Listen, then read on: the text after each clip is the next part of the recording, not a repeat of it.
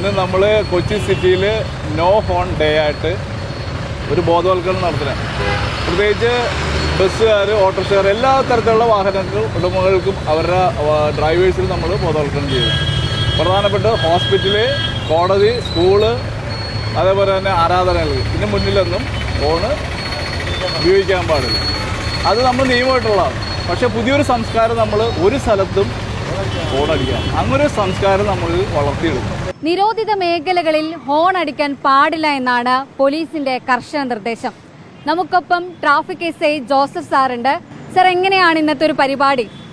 നമ്മൾ ഇന്നത്തെ ദിവസത്തെ, അതായത് ബഹുമാനപ്പെട്ട Kochi city police commissioner Puttavimaladitya IPS സാറിൻ്റെയും DCP അശ്വതി ജിജി IPS മാഡത്തിൻ്റെയും അതുപോലെ തന്നെ DCP മഹേഷ് ജോനപ്പടി IPS അദ്ദേഹത്തിൻ്റെയും നിർദ്ദേശാനുസരണമാണ് കൊച്ചി സിറ്റിയിൽ മൊത്തം നമ്മളൊരു നോ ഹോൺ ഡേ ബോധവൽക്കരണം നടത്തുന്നത്.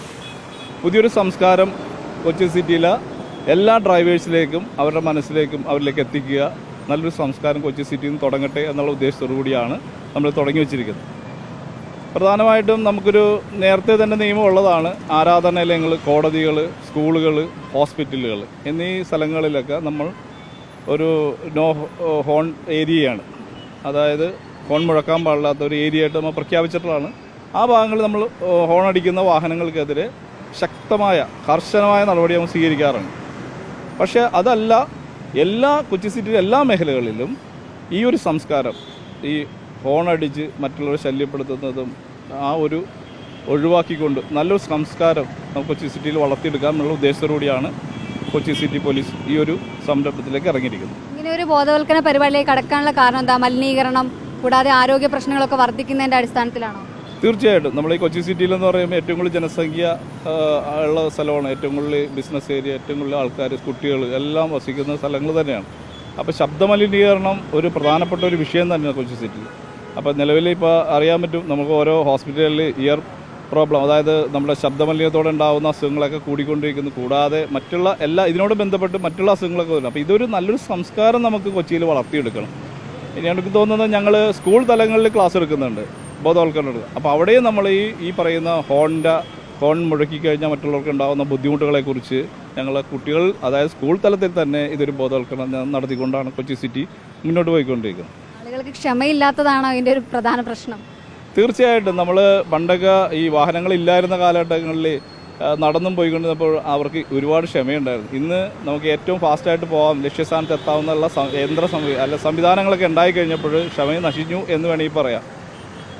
പ്രത്യേകിച്ച് നമ്മുടെ ഈ സ്ഥലങ്ങളിലൊക്കെ ആ സമയം കൃത്യം നോക്കിയിട്ട് യാത്ര പുറപ്പെടുന്നതും എത്രയും വേഗം എത്തുക, അങ്ങനെയുള്ള ഉദ്ദേശത്തോടുകൂടി അതാണ് കൂടുതലും ഈ പറയുന്ന ഹോണിന് കാരണം. പിന്നെ ജനത്തിൻ്റെ ഒരു എന്താ പറയുക, അവരെയൊക്കെ ബോധവൽക്കരിച്ച് എടുക്കേണ്ട ഒരു ചുമതല എല്ലാ മേഖലയിലുണ്ട്. സ്കൂൾ തലങ്ങളിലുണ്ട്, എല്ലാ തലങ്ങളിലുള്ള ആൾക്കാരും ഈ ഒരു ബോധവൽക്കരണം എല്ലാവരിലേക്ക് എത്തണം എന്ന് തന്നെയാണ് പോലീസിൻ്റെ ഉദ്ദേശം. വരും ദിവസങ്ങളിൽ ഈ പരിശോധന തുടരുമോ? തീർച്ചയായും. ശക്തമായ പരിശോധനയും കർശനമായ നടപടിയും ഇതിനോടനുബന്ധിച്ചിട്ടുണ്ടാവും. അത് നമ്മൾ എല്ലാ ജനങ്ങളിലേക്കും എല്ലാ ഡ്രൈവേഴ്സിലേക്കും തീർച്ചയായിട്ടും ഈ മെസ്സേജ് നമ്മൾ എത്തിച്ചിരിക്കും. ആളുകളെല്ലാം ഒന്ന് സൂക്ഷിക്കുന്നത് നല്ലതാണ്. കാരണം പോലീസിന്റെ കർശന പരിശോധനയാണുള്ളത്. ഈ ഹോൺ നിരോധിത മേഖലകളായിട്ടുള്ള കോടതി, ആശുപത്രി തുടങ്ങിയിടങ്ങളിലായിരിക്കും കൂടുതൽ പരിശോധന ഉണ്ടാവുക. എന്ത് തന്നെയായാലും കൊച്ചിയിൽ വാഹനം ഓടിക്കുന്നവർ അനാവശ്യമായി ഹോൺ മുഴക്കുന്നത് ഒന്ന് ശ്രദ്ധിക്കുന്നത് നല്ലതാണ്. വീഡിയോ ജേർണലിസ്റ്റ് രജീഷ് ഭാസ്കറിനൊപ്പം reporter Anjali Sreejitharaj, in reporter, Kochi.